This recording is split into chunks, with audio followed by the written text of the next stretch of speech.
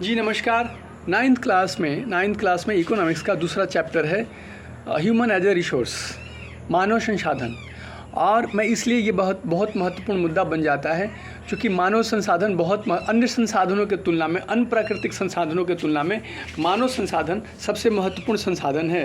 क्योंकि संसाधन कोई वस्तु तभी बन पाता है जब मानव के लिए उपयोगी हो, चाहे कोयला हो, चाहे लोहा हो, जो कुछ भी हो, या सोना हो, चांदी हो, चाहे जो कुछ भी हो। संसाधन तब तक नहीं बन पाता है जब तक वो मानव के लिए उपयोगी नहीं होते हैं।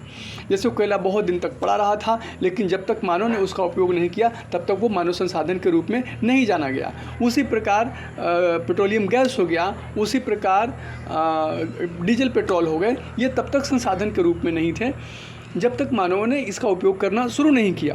तो मानव संसाधन या प्राकृतिक वस्तुएं संसाधन तब बनती है जब मानव के लिए उपयोगी होती है।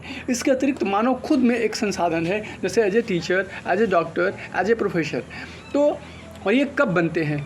उसमें अच्छा हेल्थ केयर, अच्छा एजुकेशन, अच्छा टेक्नोलॉजी, इन 3, 4, 5 चीज़ों को विशेष तौर पे ध्यान में रखा जाता है। यदि मानव का स्वास्थ्य ठीक हो, उसको अच्छी तरीके से एजुकेट किया जाए, उसको अच्छी तरीके से प्रशिक्षित किया जाए, तो वो एक बेहतर संसाधन बन के अच्छा उत्पादकता वाला व्यक्ति बन जाता है।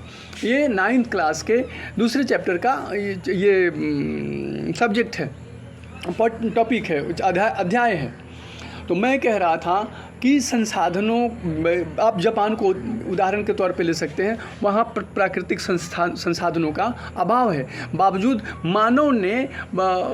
मानव संसाधन वहाँ बहुत विकसित है, वहाँ टेक्नोलॉजी बहुत विकसित है, और रॉ मटेरियल वो बाहर से आयात करते हैं और उसको तैयार करके बाहर दूसरे देशों में भेजते हैं। आज एशियाई कंट्री में जापान सबसे विकसित देश है।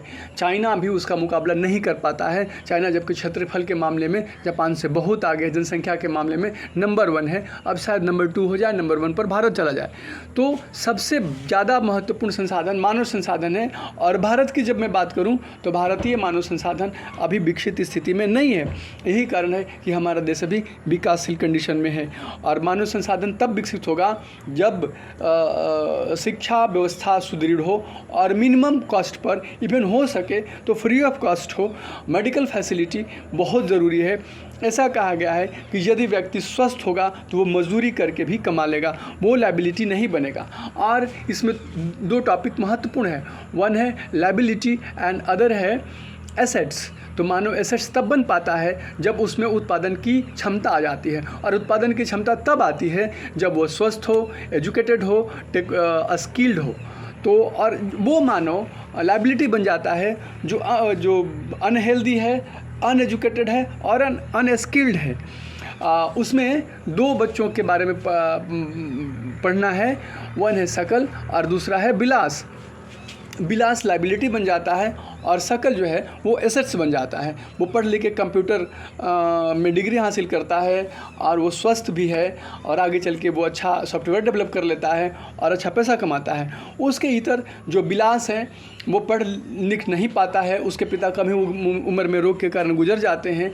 उसकी माँ गीता भी ज़्यादा पढ़ी लिखी नहीं है और वो मछली बेचती है और दिन भर में वो 150 रुपये कमा पाती है। तो ये जो टॉपिक है कि मानव को एसेट्स और लायबिलिटी में बनाने का जो जिम्मा है, ये सरकारी नीतियों पर निर्भर करता है। और अभी हमारी सरकार इन चीज़ों पर ध्यान नहीं दे रही है। शायद मोदी जी इस चीज़ को पढ़े भी होंगे या नहीं, मुझे नहीं पता। जोगी जी भी शायद पढ़े होंगे या नहीं, क्योंकि वो साइंस फैकल्टी से हैं, इसलिए मुझे नहीं पता। लेकिन उनको ये बात जानना चाहिए। अगर ये मेरी बात उन तक पहुँचती है तो उनके इन चीज़ों पर ध्यान देना चाहिए, और फिर से उन्हें 9th और 10th के किताबें पढ़ना चाहिए और समझना चाहिए। और नहीं हो सके तो विशेषज्ञों से उन्हें पूछताछ करना चाहिए, राय लेनी चाहिए। लेकिन ऐसा वो कर सकने में सामर्थ्य नहीं है। धन्यवाद।